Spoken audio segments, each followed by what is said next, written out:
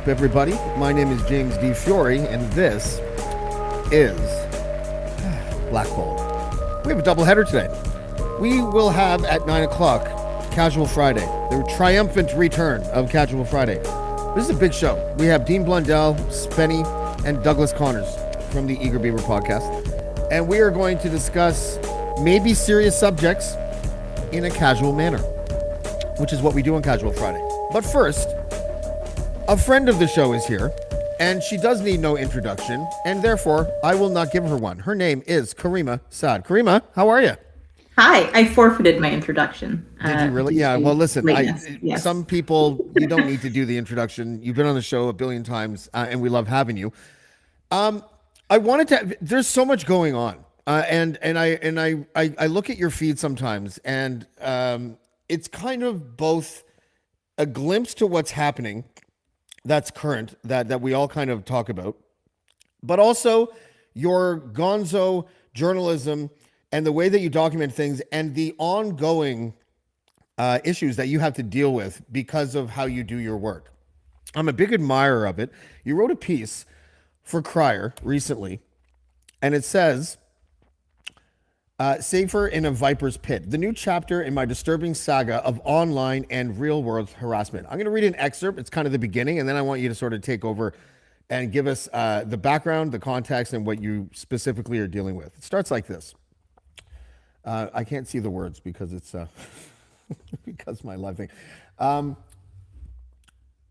I can read it if you can't see it. What is the first three words? A white male? Is that what it says? A random white male. A random white male walks past.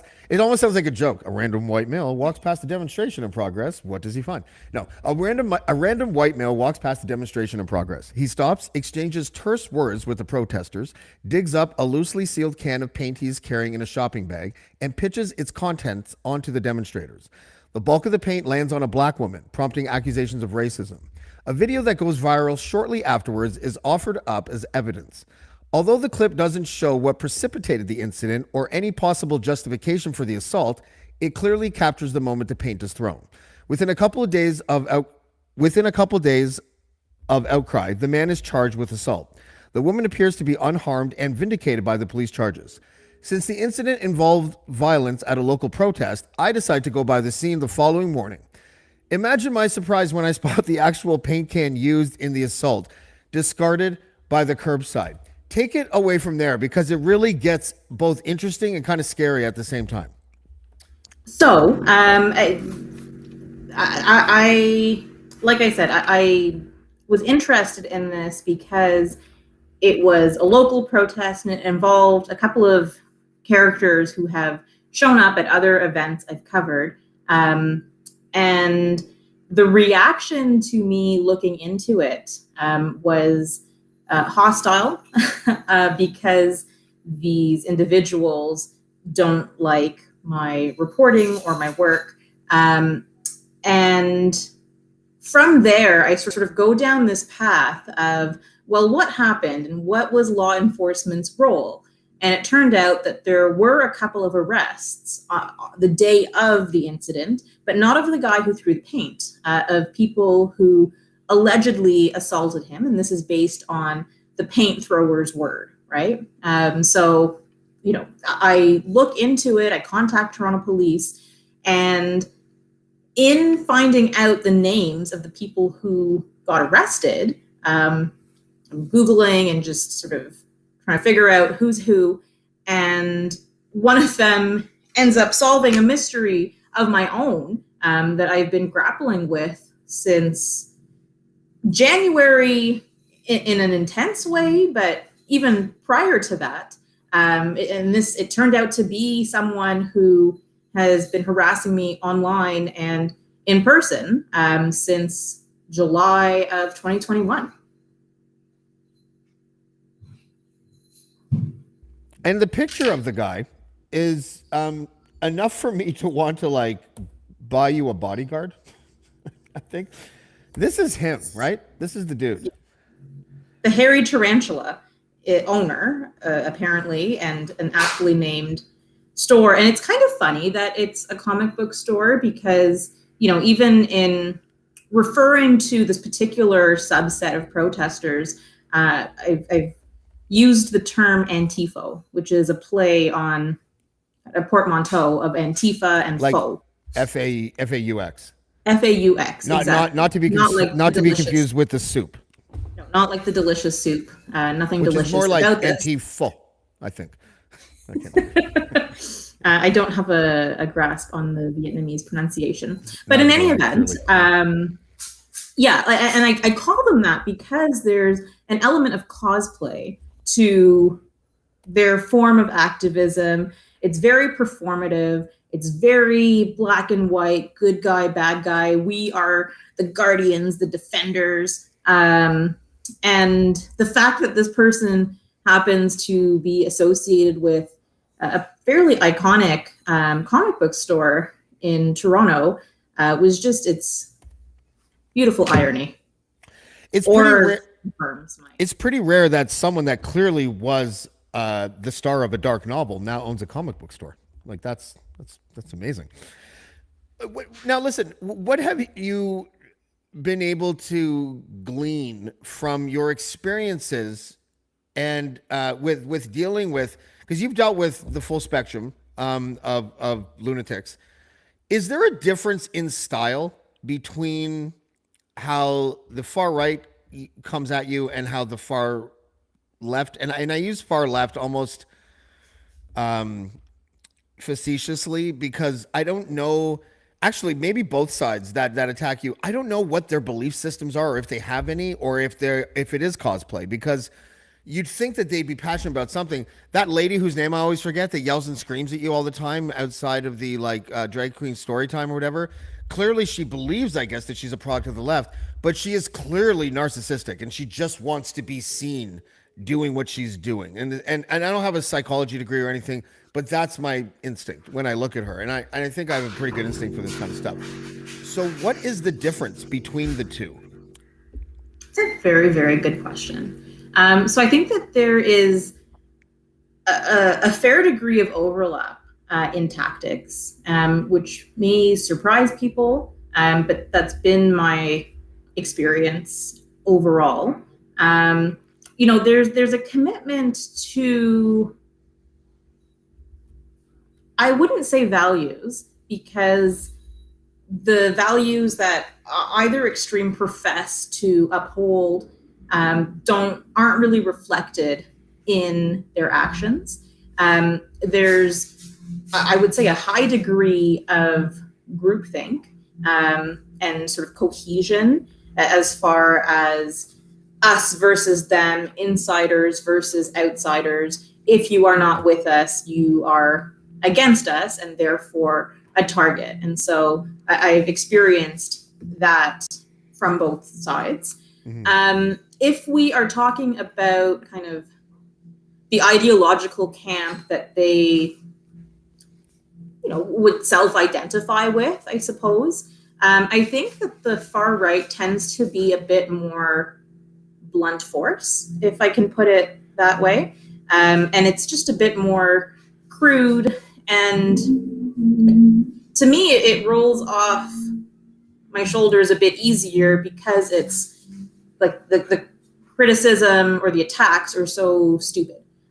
So, it bothers me, but they have a different... I don't identify with you guys, so it doesn't really matter what you say, and it's, absurd. The absurdity that comes from the left is also absurd, but a bit more insidious, I think, and very methodical in the way that there have been attacks on my reputation, on my professional standing. I've had events canceled, like speaking events or engagements that I was supposed to do. We've had to shift gears because of attacks against the organizers or other presenters. And there is on both sides, there's a heavy reliance on smears, and whether it's smear by association or just sort of fabricating labels to affix.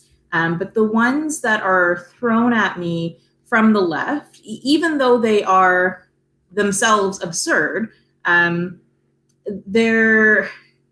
There's something about our present day culture that makes it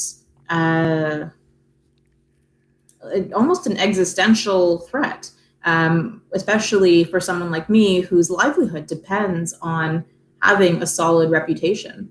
And I would say, as far as physical attacks go, I've been fortunate in that that's not really been sort of at the forefront of what I've encountered. But both sides will use violence, and there's self-righteousness as well, on either end of the extreme, and that's used to justify bad behavior and an inability, I think, to self-reflect and consider the fact that, the tactics that they would criticize someone else for using are exactly the same as what's in their toolkit.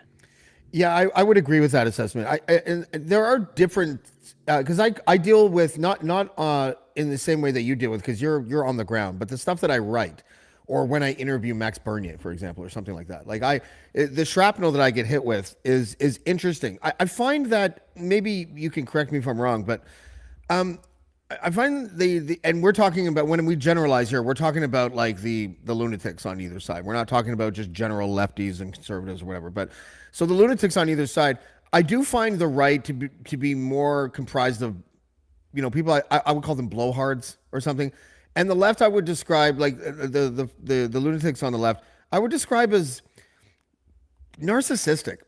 There is a very strange thing that takes over people when they just believe with every fiber of their being that they're on the right side of history. It gives them an ends justifies the means kind of philosophy. I find it interesting that I've noticed that far right wingers are more willing to talk in a setting like this than far left wingers. Max Bernier will come on the show, but then she's not a political person, but and I'll just say her name because I don't care. But Erica M, the former Much Music VJ, that also owned Yummy Mummies. She was a household name when she was a Much Music VJ. Agreed to come on the show, and then emailed me and was like, "Why would you interview Maxime Bernier?" And I was just like, I don't know, same reason I interviewed Noam Chomsky. Is just to listen to someone talk about their ideas and then let the audience sort it out. And then that was it. She's just like, I can't do it. And I find it very frustrating. I find like people like Matt Walsh, if you hate him, that's fine. I don't really like him. I find his religious views dominates his views of gay people. And I think that he has a really elementary understanding of what trans people probably go through. And I'm still someone that's sort of coming around and learning. I still don't know if gender theory should be taught in school or not, but I'm willing to sort of look at it and evolve if I have to and all that. But at least he's out there trying to ask questions. The left already feel like they have already figured out all of the answers. And so there's a refusal, like you said, and you hit it right on the head. There's a refusal to reflect, to self-reflect, and a refusal to discuss. For a while, it was trendy for them to say that debate in and of itself is a white supremacist tool. And I'm just like, oh my God. How does that work? I agree overall with this assessment. And, the irony is that whereas the right, and again, like this binary is somewhat of a false binary, but we'll use it for the sake of simplicity. The right is more willing to say, hey, you know what? You don't agree with us on this, but we maybe have common ground on this. So come on over to our side. Come on over and we'll get you where you need to be on these other issues. But for now, we're cool. And especially because that can sometimes make them appear more diverse or rational or reasonable. Right. And so that's an effective strategy for increasing your numbers. And then we have the opposite phenomenon on the left, where someone could say, well, I'm a leftist, but, here's my take on this. And it's like, well, then you're not a leftist. Yeah. And there is this a very like a purity spiral of sorts. Litmus tests, lots Very of litmus exclusionary. tests. Yeah. Yeah, and the litmus tests are all arbitrary. The metrics change, kind of seemingly like it's very arbitrary. And the end result of that is you have a decreasing pool of true leftists. And where do these people who are being shunned or exiled go? Some will float around and be politically homeless, so to speak, or like centrist, but there's others with open arms ready to accept them. And right? the people that you're talking about, a large swath of them get red pilled. Yes, and so it's so counterproductive. And being red pilled is not the solution, and it irritates me because I get that said a lot about me. Oh, she's becoming conservative. She's now seeing the light. She's taken the red pill, and it's like, no, my views do change and evolve as I get new information and learn things. And right, like we should all be constantly reassessing and growing in that sense. But my core values haven't changed from when I started doing this, from prior to that, and hopefully won't change drastically in the future. So it almost becomes a self-fulfilling prophecy, where someone is excluded from the left because they aren't a real leftist. And oh, look, well, now they are conservative. And it's like, what's the end game here? Because you are literally killing yourselves off.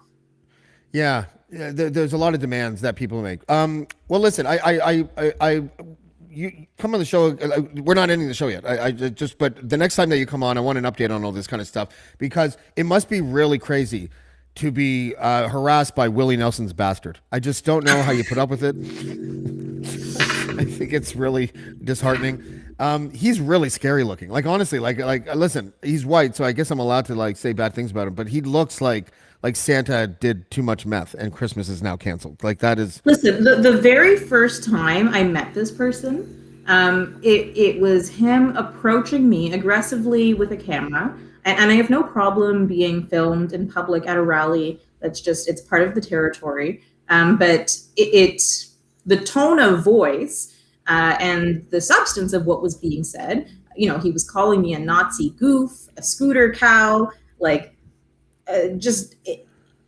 for someone you've never met, it was jarring. And that's that whole ends justify the means thing that I was talking about. Like, lefties are supposed to be really, the kind-hearted ones and the bleeding hearts and all that kind of stuff. And when you start doing that kind of shit, like, you can tell that you're not dealing with someone who has, a center core of values that actually are authentic. Like that. It's alarming to me. If something isn't coming from a place of empathy and compassion and trying to understand others, what are you doing? Yeah. What are you doing? Exactly. How can you claim to be progressive if that's not your starting point? I agree. Okay, let's move on, because we had a big week here in Ontario with Dawn Ford. I wrote a piece. I don't know if you saw it or not, where it was satire. It was like I made fun of the entire situation as if it was a mafia thing. And the more I read it, the more, when I was writing it, I was just like, this actually could be real. Like there is so much corruption in Doug Ford's government that is plain to see. When I hear media people talking about how, well, I really think that Steve Clark should resign, I'm just like, motherfucker, it was all of Ford's friends and donors and wedding guests. Like, was this just coincidental that Steve Clark's chief of staff was able to green light all of Doug Ford's friends? Like, wow, what a coincidence that is. It's Doug Ford. Doug Ford is the problem. And I can't tell if we are waiting, and you did a really cool cartoon about it. I'll show the cartoon here. The cartoon shows an RCMP officer putting on rubber gloves while Doug Ford is sweating on a hospital bed with his hairy ass cheek sticking out. And the RCMP officer goes, "Sorry, Dougie, we have to probe deep." I love the cartoon. I don't know how confident I am that the RCMP is really going to probe deep. I want to know what you like. I mean, we're speculating here, obviously, but what are your thoughts on that? Because I'm glad it's not the OPP. Because I don't think, I Right. mean, he gets plane rides to his cottage in Muskoka from those guys. But is the RCMP something that, do we have confidence in this outfit to be able to investigate thoroughly? And is it just going to be like, well, the process was flawed? Motherfucker, the process rewarded your friends, and you tried to make Douglas Connors, who will be on Casual Friday, made a really good point when he said that Ryan Amato is like the Michael Sona of this situation. Who Michael Sona was the fall guy in the robocall scandal. He was the only person that got in trouble. This like low level staffer. What are your thoughts on the impending investigation? Historically, the RCMP has some problems. And we don't have, we can start back at its inception, or we can think just recently to the inquiry in Nova Scotia, right? So the entire history of the RCMP is plagued with, I want to choose my words carefully so as to not bring the entire administration of justice into disrepute, but there are shortcomings in the way that the RCMP conducts itself. And, I can be hopeful that something meaningful comes out of this. But am I optimistic? Not necessarily. That being said, what other option do we have?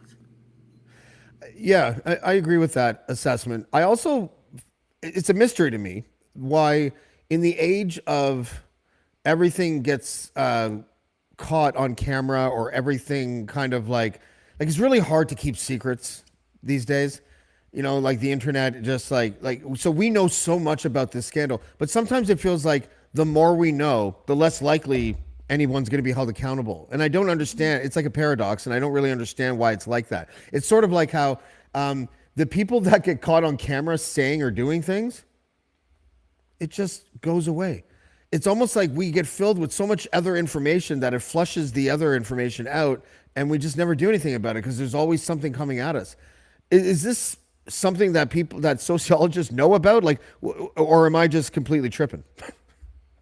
I wonder if the overload of information in the 24-hour news cycle and kind of it being peppered with totally inane, useless news, and then serious news, and then useless, and then doom and gloom, and people maybe have just checked out. And, as far as mobilizing and organizing, it's not so easy or straightforward to do. People are working to survive. There's not a whole lot of energy or bandwidth, I think, for much outside of that. And,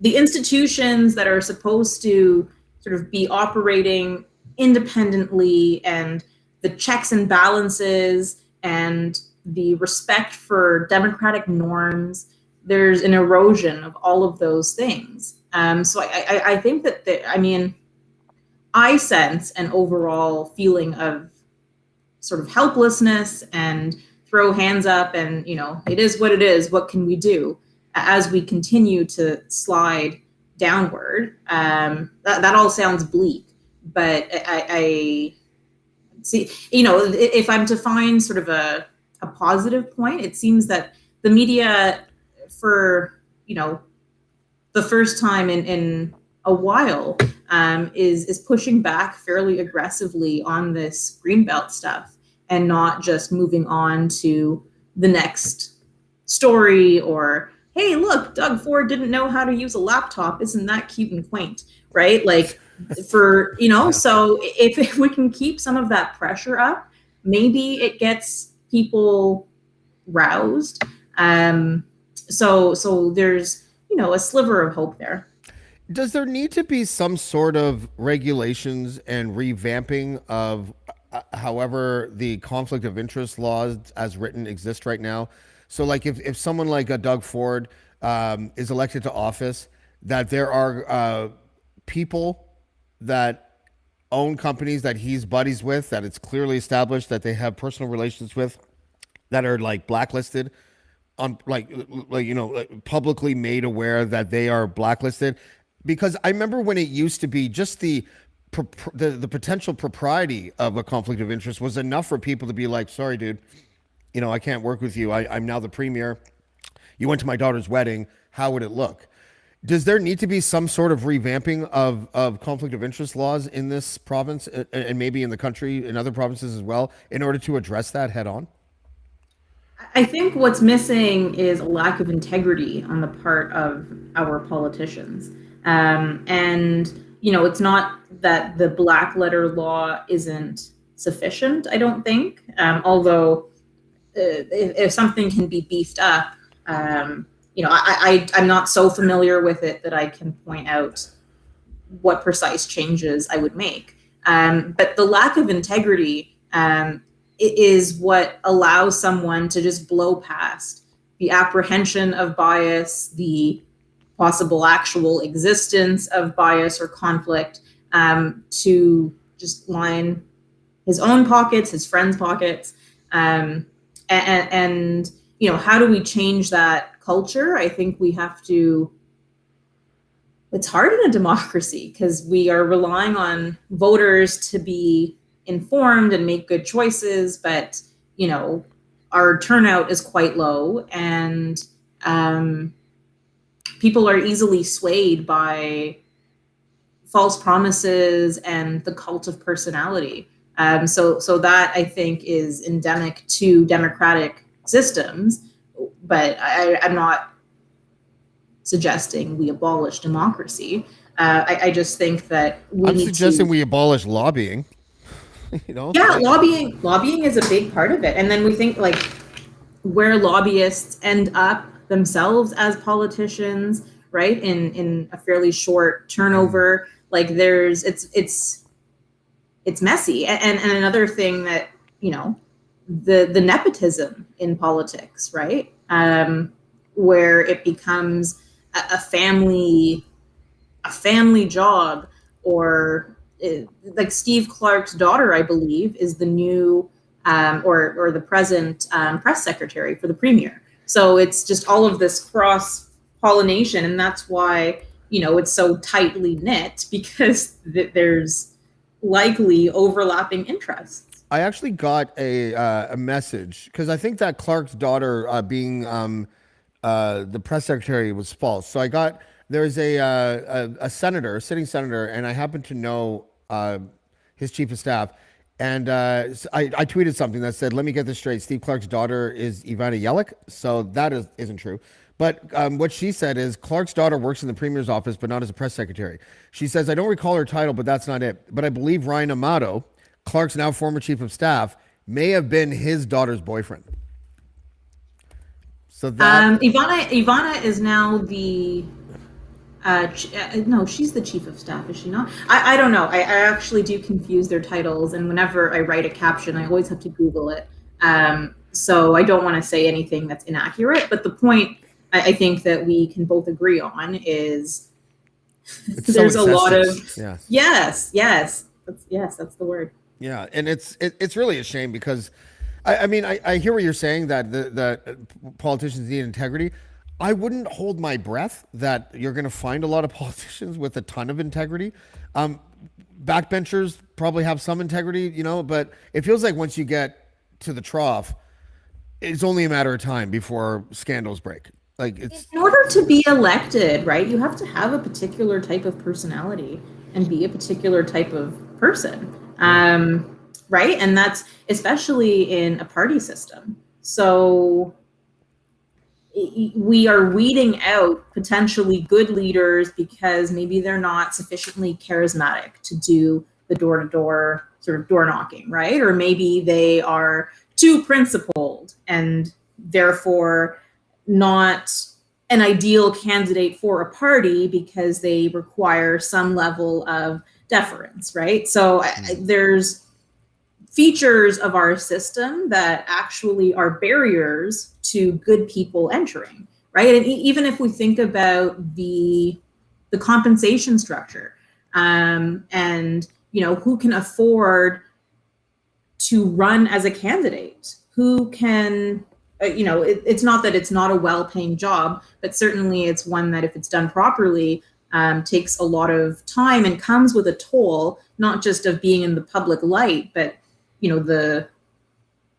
nowadays there's a lot of harassment, I think, that ensues. So there's like these various systemic issues, and like I don't know, how do we tackle all of those things? I think the party system is actually a big hurdle to good governance. I completely agree with that. If you've ever been to a major party convention, I've been to two, liberals and one conservative one, and I've hung out with like I've been sitting at tables in restaurants where there's like 12 to 15 partisan party members, staffers, and whoever else. And if you listen to them talk, it's really interesting because they skip the public service part, they skip the what's good for the country or the province part, and they immediately just talk about how can I make this work so that the party looks good and we look better than them. And it's really interesting because if you're not part of that ecosystem, it is so like in your face, and you're almost like shocked. You leave and you need to decompress. You're just like, the partisanship in there is fucking off the charts. Like, it's crazy. And it was like that, both both times that I have been in that situation. And I think I don't know how we remedy that. Like, is there a way to reform party politics, or is there? I think I might have asked someone this recently. It might have been like last year. Could have even been you. But why did we stop coming up with different ways of governing? I think I compared it to like, why is it only classical musicians that we know their songs? Did people stop playing violins and making music after Mozart or Beethoven or Chopin or whoever? Like, why don't we know the names of people that were born in 1960 that are also conducting music? Why does it all stop with them? And I feel the same way about political systems. Like, we have, democracy, we have party politics, and we have communism and socialism and all this stuff, fascism, but we don't have like the ability to be able to convey, how about a new idea where we take capitalism and socialism and we smush it together and we eliminate party politics and then we vote on ideas. Like, people would be laughed out of the chair for saying something like that. But I feel like we need bigger ideas now. I think that there is a lot of benefit to a small group of people, but the same group of people pretty much, in preserving the status quo. So innovation is discouraged. And kind of another aspect of party politics is how much of it is behind the scenes, right? So we can be aware of our particular representatives, but in the institution that is the party, the real levers of power are being controlled by individuals who most of us would never recognize their names or their faces. And, the distinction between parties, even if, we accept that there's ideological differences or, policy approaches that may be different, but fundamentally they're similar, and they're drawing from more or less the same pool of people, right? Yes, they are. So it's a self-preserving, it's self-preserving. Caryma Sa'd, I always love having you on the show. We'll have you back anytime you want to come back. And is there anything up? Are you going to any wrestling matches anytime soon or anything? Hey, did you were you saddened about the news of, I think, was it Terry Funk that passed away? Terry Funk, yes, he he spanned, I think, like a whole various eras of professional wrestling, but also very saddened by Bray Wyatt, who. It was unexpected at age 36, I think. And just was it another painkiller thing? No, not a whole lot is known. So the family requested privacy. From what I understand, there was an underlying heart condition, and it took a bad turn. Because he got the vaccine. I'm kidding. I'm sorry. I shouldn't joke like that. But I know someone out there probably said it. Yeah. Oh no. No, but truly, because the Terry Funk, it's sad, but he had sort of the longevity of career, and so we can look back on it, and but the Bray Wyatt's just tragic, and Bob Barker as well. So that's three sort of adjacent. Who is going to control the pet population now? I keep on joking about people's deaths. I'm sorry. I don't mean that. Yeah, this is Sober James. Thanks, everybody. James. Now I'm canceled again. You can't get canceled. No one. You don't give a fuck, so you can't get canceled, right? Like that. That's the rule. That's the Ricky Gervais rule. If you don't care, then you're not canceled, right? Twitter might cancel you, but I don't think Elon Musk is going to cancel anyone. It's a great time to be controversial. Needs as many people as possible to resuscitate what he killed. Well, let's end it there. Caryma Sa'd, thank you so much, and we'll see you next time. Bye. Caryma Sa'd, I feel like the Chinatown neon sign that's right outside our office was making this buzzing sound the whole time, but hopefully it wasn't too bad on your end. In about an hour and 13 minutes, Dean Blundell, Spenny, and Douglas Connors from the Eager Beaver podcast will join me for the latest installment and the triumphant return of Casual Friday. And I'm really looking forward to this one. It's rare that I don't really ask Dean to do the show. A, because I know he's really busy. B, I don't think it's really on his daily bucket list to do yet another podcast. But he was gracious enough to lend some of his time tonight. So that's at 9:00, and we'll see you next time on Blackballed. Thanks, everybody. Blackballed. Blackballed. Blackballed. Blackballed. Blackballed.